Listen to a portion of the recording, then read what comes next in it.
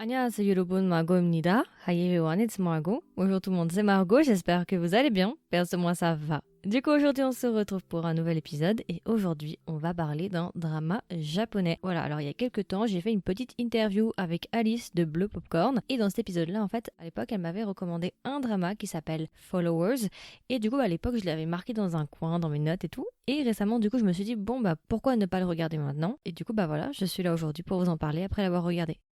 Du coup, Followers est un drama japonais de 9 épisodes spécial Netflix qui date de 2020.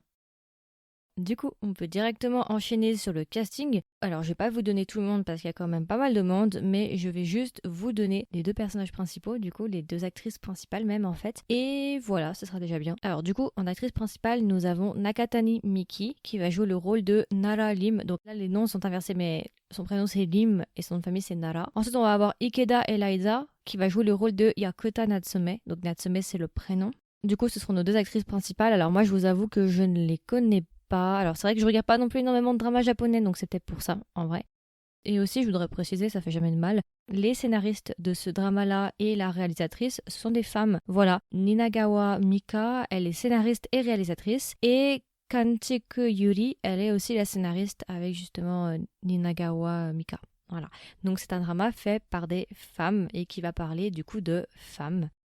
Alors du coup, petit résumé du drama pour ceux par exemple que ça intéresserait et qui voudraient savoir de quoi ça parle. Parce que c'est vrai quand même que pour moi, en tout cas personnellement, à mon échelle, c'est un drama dont je n'avais jamais entendu parler en sachant que le drama date de 2020, donc c'est assez étonnant que je sois passée à côté. Après, pour ceux qui sont régulièrement sur Netflix et qui vraiment scrutent tout, je pense qu'il y en a beaucoup peut-être qui l'ont vu passer. Bon après, je suis pas non plus à fond sur le drama japonais, donc c'est peut-être ça, mais c'est vrai que je l'ai pas vu passer et pourtant c'est vraiment un très très bon drama.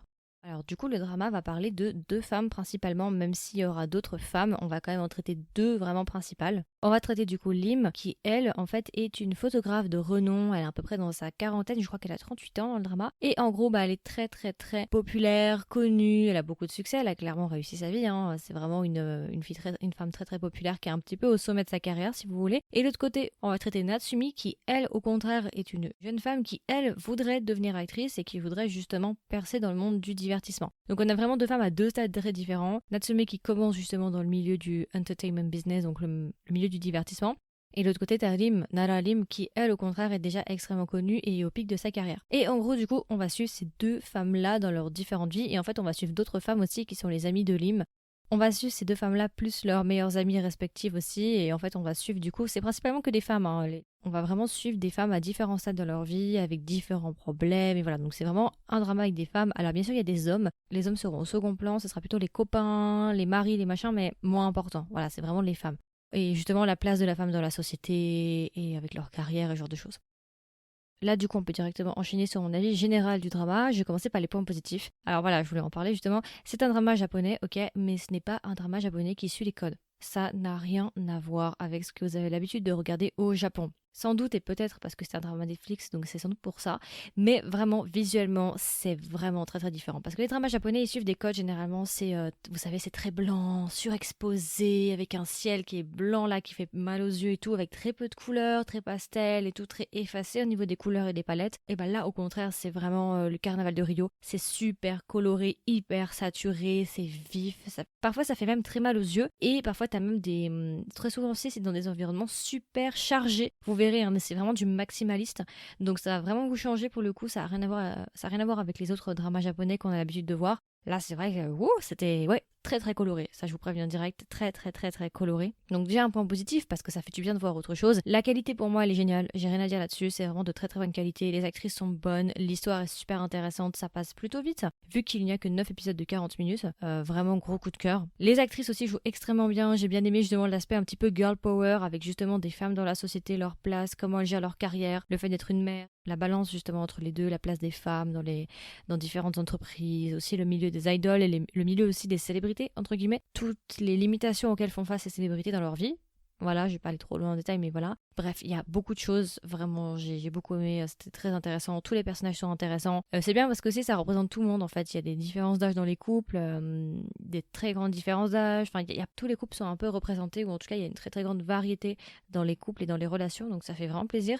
Et aussi, il y a un questionnement sur quelque chose qui est quand même assez d'actualité, c'est la question aussi de tout ce qui est les réseaux sociaux, la popularité, les influenceurs, le fait qu'aujourd'hui, malheureusement, quoique ça commence un peu à changer, mais quand même, très souvent, la valeur d'une personne se résume justement au nombre d'abonnés qu'elle a ou qu'il a, ou au nombre de likes que la personne possède. Et justement, ce drama parle de ça, bon bah followers, voilà, abonnés, mais voilà, j'ai trouvé ça très très intéressant et ça traite de ça justement. Il y a aussi un aspect un peu de relativiser dans le drama aussi qui est super intéressant, de ne pas abandonner, que si on a un rêve, il faut y aller jusqu'au bout. Et si vous me connaissez un petit peu et voilà, vous me suivez depuis un petit moment avec les dramas, vous savez très bien que c'est le genre de drama que j'aime. Donc voilà. Alors du coup pour les points négatifs, bah j'ai pas de points négatifs à vrai dire, je dois vous avouer que j'ai rien à lui reprocher vraiment. J'ai bien aimé aussi que le Japon ne soit pas hyper romancé, qu'il ne suive pas les codes des mangas slash shoujo là qu'on a l'habitude de voir, les trucs un peu clichés d'adolescents. Là c'est un Japon plus adulte, plus pas adulte dans le sens parce qu'en France on a la double connotation adulte, voilà, non. Vraiment on vit adulte avec des adultes, des gens qui sont voilà dans leur trentaine, quarantaine. En fait on suit toutes les tranches d'âge dans une vie. Donc j'ai bien aimé que ce soit plus représentatif et c'est une différente vision enfin on a une vision du Japon un peu plus réaliste j'ai l'impression et en tout cas ça change un petit peu de ce qu'on a l'habitude de voir donc voilà. Et du coup si je devais recommander le drama à un ami ou une amie, qu'est-ce que je lui dirais et est-ce que même je recommanderais le drama? Oui, je le recommande, pour moi c'est un bon drama japonais et si vous me connaissez vous savez que les dramas japonais c'est pas mon top pays sauf pour les BL, j'avoue que les japonais sont très bons pour les BL mais sinon c'est vrai que j'ai quand même du mal à trouver des dramas japonais que j'aime, il y en a quand même moins, c'est drastiquement moins par exemple que si on compare avec la Chine, la Corée ou la Thaïlande récemment. Je suis un peu plus compliquée pour les dramas japonais, mais j'avoue que celui-là, je l'ai beaucoup aimé. Vraiment très intéressant. Pour moi, en tout cas, il est vraiment passé inaperçu. Donc voilà, donc merci à toi, Alice. C'est toi qui me l'as recommandé. Sans toi, je ne l'aurais pas vu.